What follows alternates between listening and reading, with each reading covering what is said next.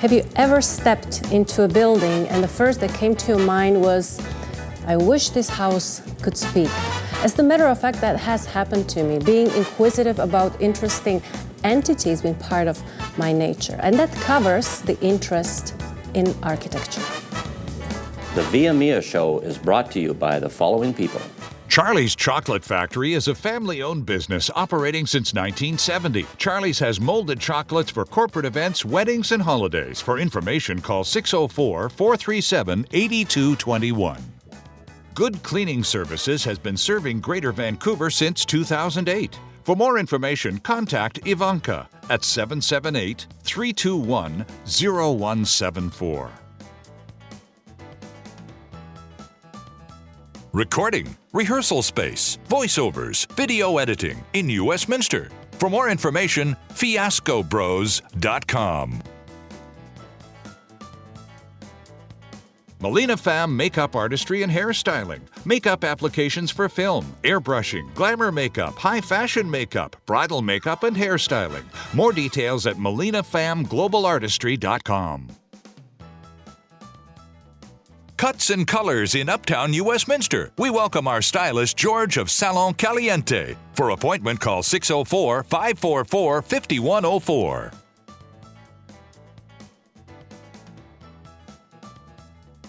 Private Investigations, Security and Alarm Systems since 1972. For more information, call 604-251-2121.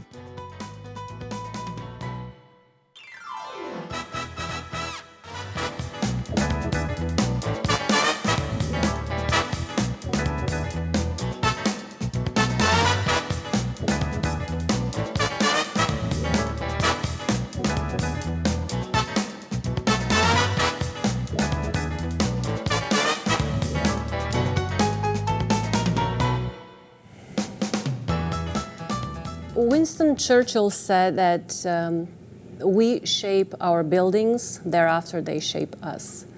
More about this, I'm going to be talking to my guest, and that is architectural tour guide Jorge Saavedra. Hello. Hi, Mia. How did I pronounce your name? It was good, yeah. Jorge Saavedra. Jorge Saavedra. Spanish version of George. Yes. Jorge, you came from Mexico to study here, or what was the reason you came?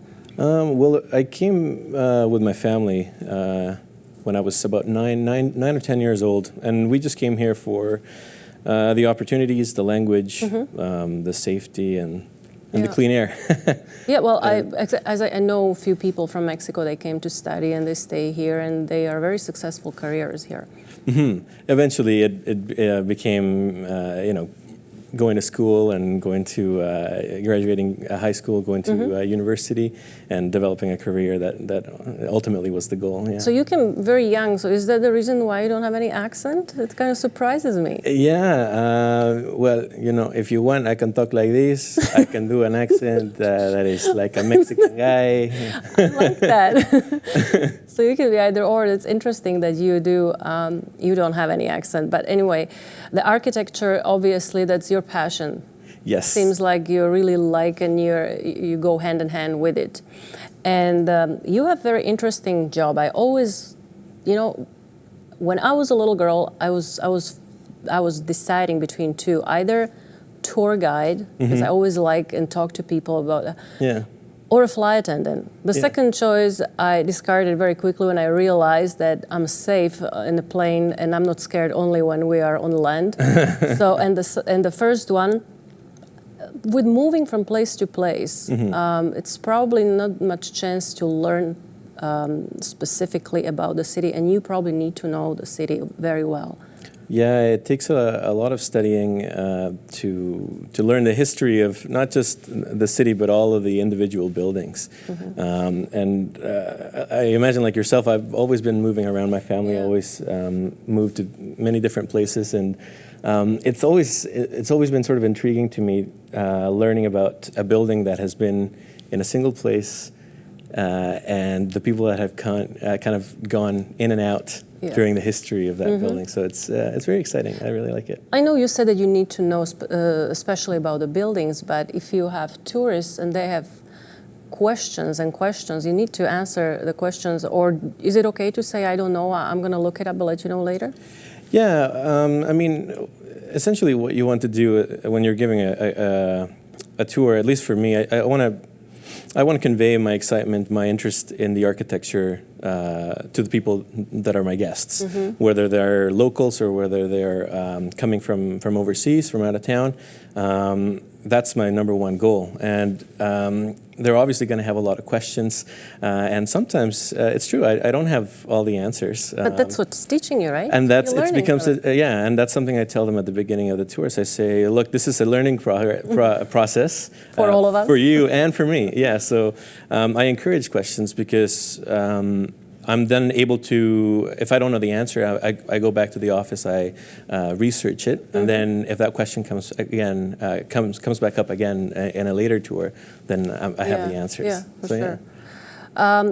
We haven't, we display, but I haven't set the website where people can find you or they can contact you through, even though this is off season right now, but still you can go to aibc.ca.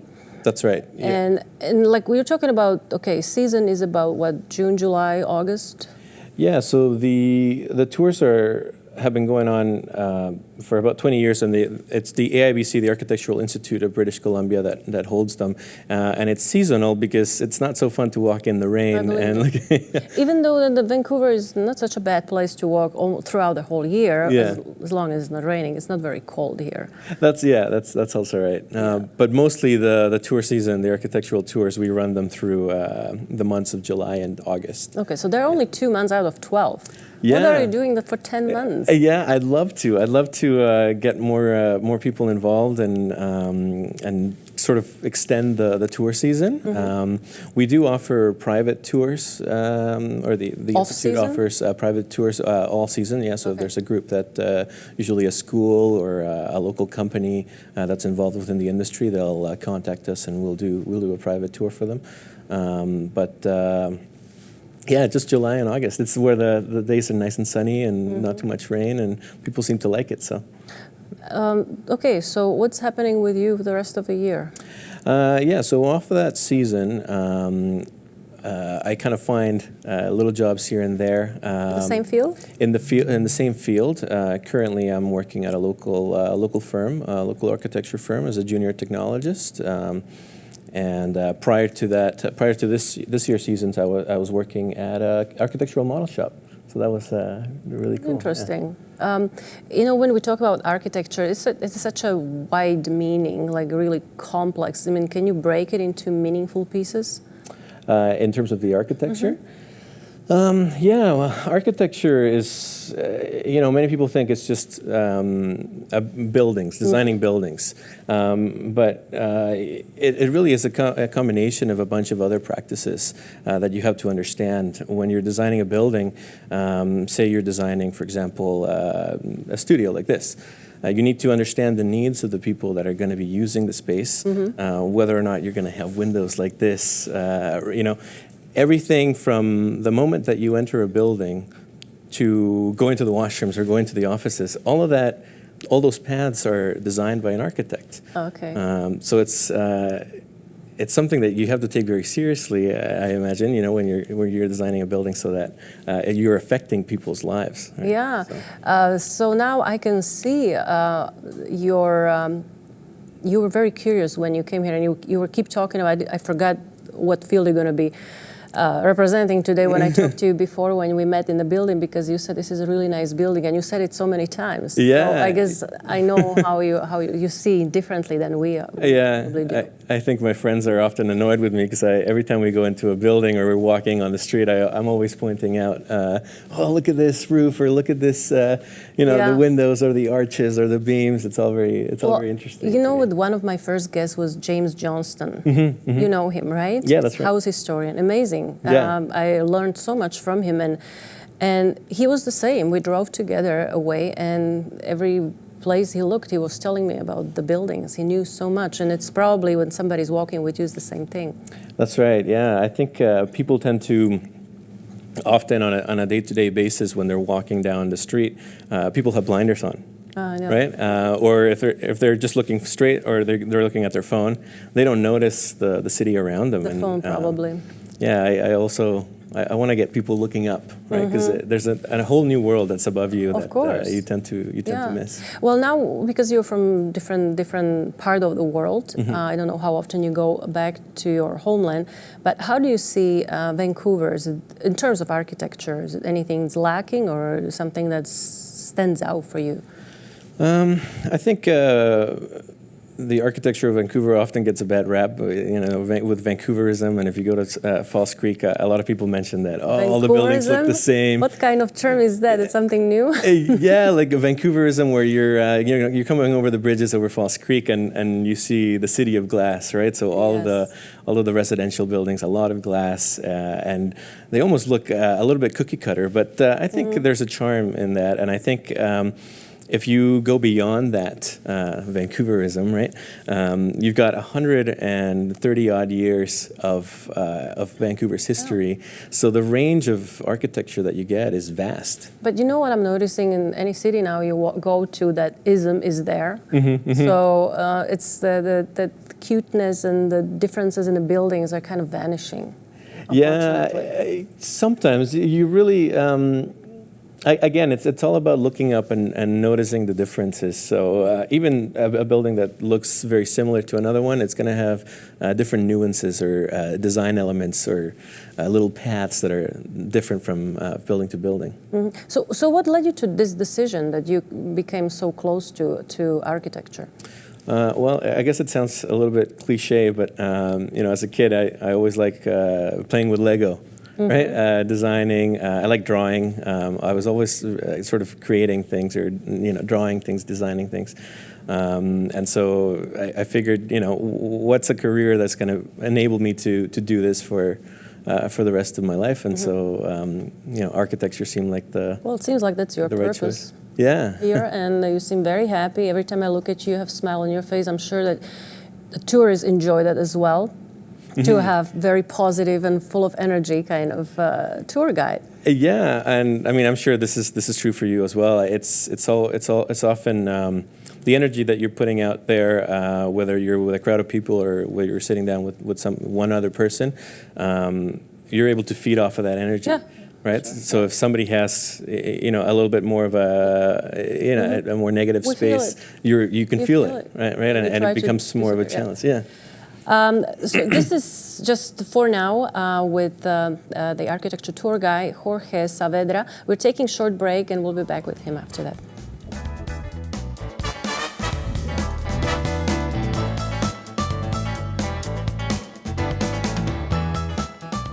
The VIAMIA show is brought to you by the following people.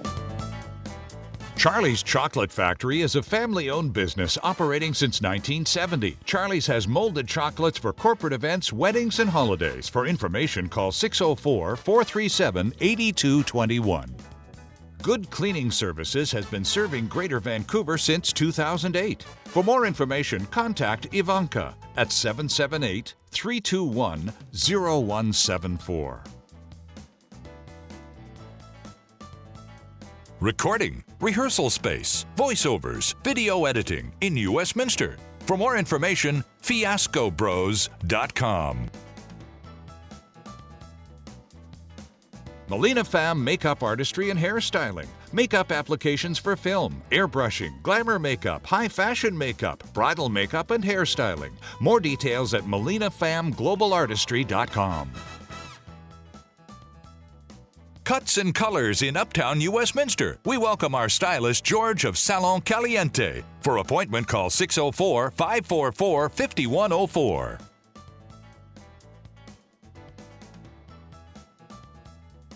Private investigations, security and alarm systems since 1972. For more information, call 604-251-2121.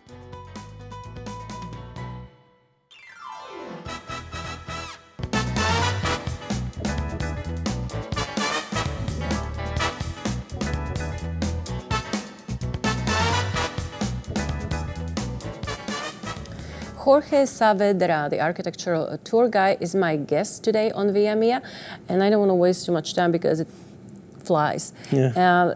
Do you remember the intro I started the show with about what Winston Churchill said, that Yeah. we shape the building and thereafter they shape us? What do you think about it? Well, Is there any truth in it? I think you got it right.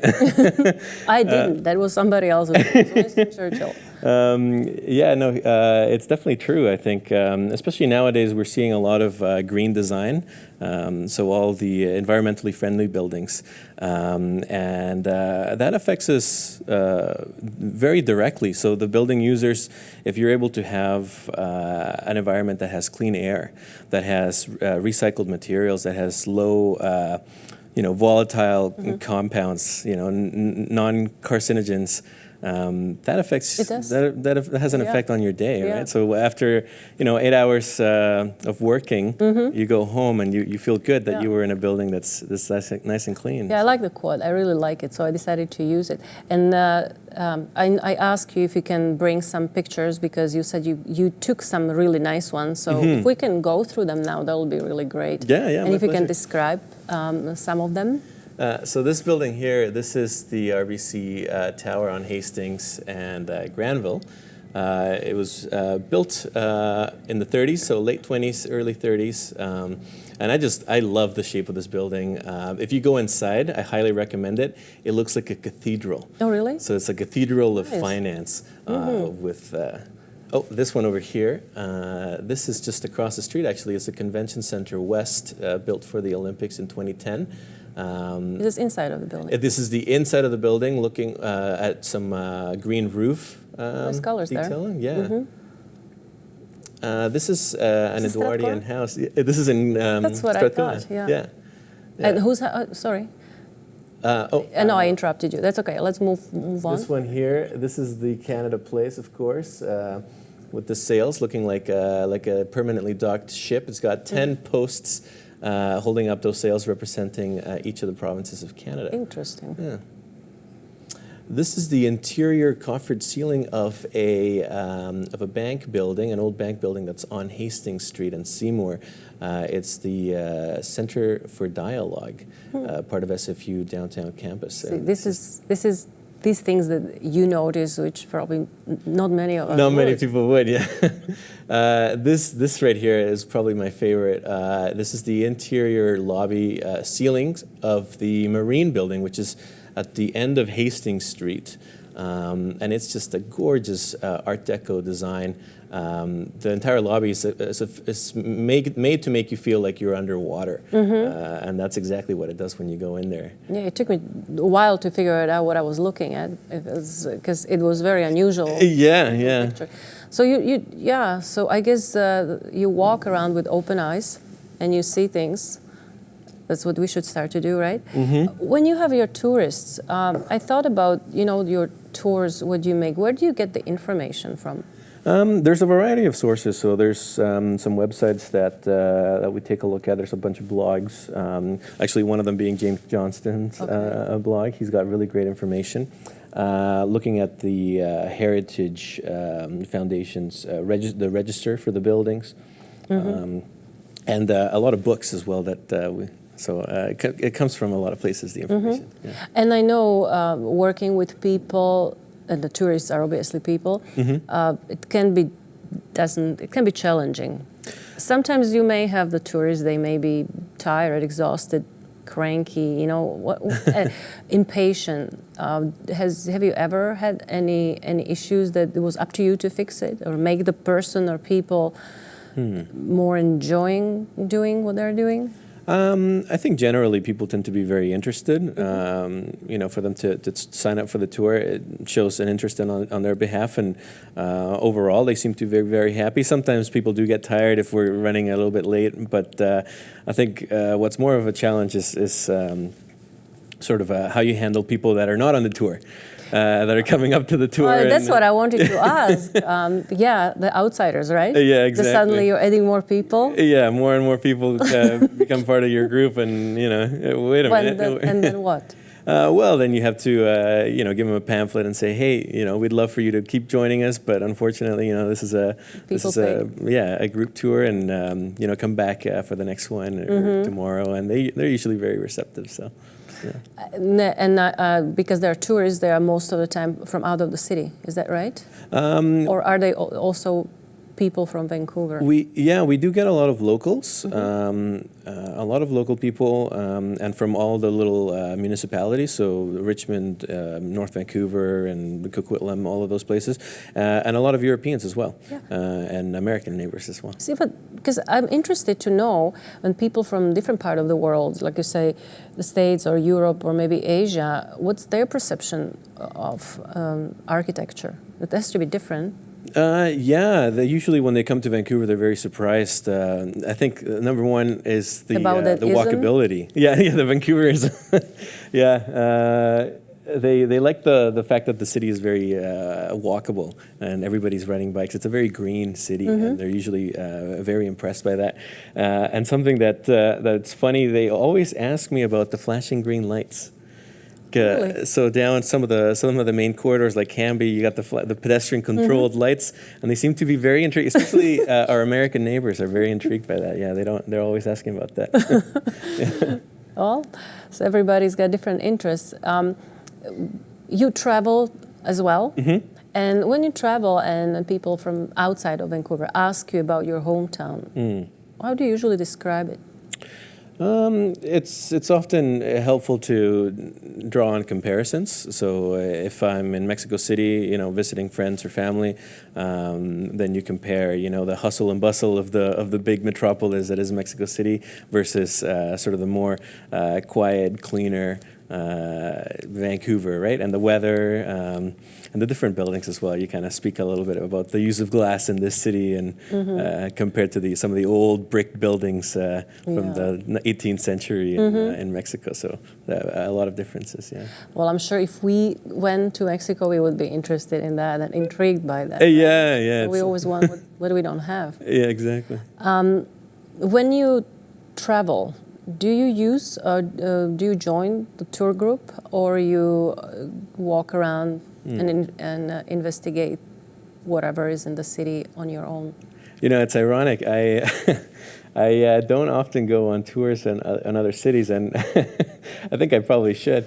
I like getting lost in cities so I've been to Tokyo and places like Ho Chi Minh City in Vietnam and Kuala Lumpur. You mean you like to get lost? I like to get lost. Oh, yeah. So I just kind of do away with the map and just go into random streets. Yeah, it's always funner that way. Well, I know the one thing about you that really intrigued me, that you have a special goal in the future, and it's not meant to be realized here in Vancouver. You mean for architecture? Yeah, I do.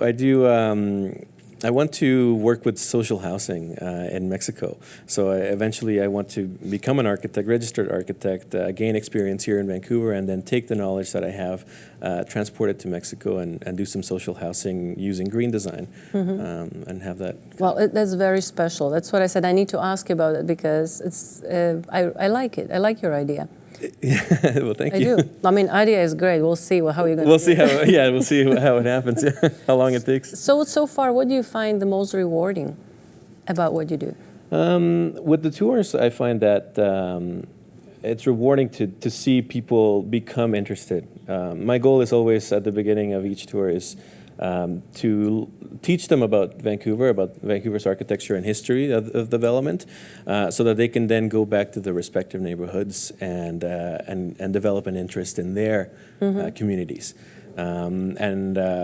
That's when I see that happen, and when people come back to me or they send me an email and say, "Hey, that was really good tour, really interesting," or I really liked it, or it opened my eyes up to something that I wouldn't have noticed. Yeah. That's what makes me content with my work. Yeah. Great. Yeah. So again, Jorge Saavedra can be found on aibc.ca. And if you don't hear from him now because we are off season, I don't know how people can find you. Is there any other way? They can always, even though I'm not with the AIBC right now, since it's off season, they can always shoot off an email to the communications department, and they'll be sure to reach out to you if you want to do a private tour or something. That's like great. That. It was so great talking to you. I'm very happy that the time and schedule, everything worked. I have a few things. First of all, talking to you, our viewers. it's coming very soon, December 12th. We're going to have big event. Frank Sinatra would have been 100-year-old that day. And Rick Valiant is hosting and performing. And my friend Susan and I will be opening the evening for him as ABBA time. So again, VIAMIA.net will have more information about it. And I'm back with you, Jorge. You are so amazing. You deserve another award. Thank you. Thanks for having me. It's been a pleasure. You know, Charlie of Charlie Chocolate Company, he's been molding these chocolates for decades, and he decided to do the same thing for our guests. So you're going to be taking this home. Oh my gosh! Thank you so much. You have the beautiful house and another house. I haven't figured out what this could be, but yeah. So I'm sure some chocolate architecture. Yeah. So that's yours. Oh, thank you so much. And I have to take it away from you again. Because you need your hands for your signature on VIAMIA Cup, like everybody else does for this season. Look at that. Thank you so much, Jorge. We'll see you again sometime soon, hopefully in the summer, if not earlier. Definitely. And thank you, everybody, for watching VIAMIA. I'll see you again next week.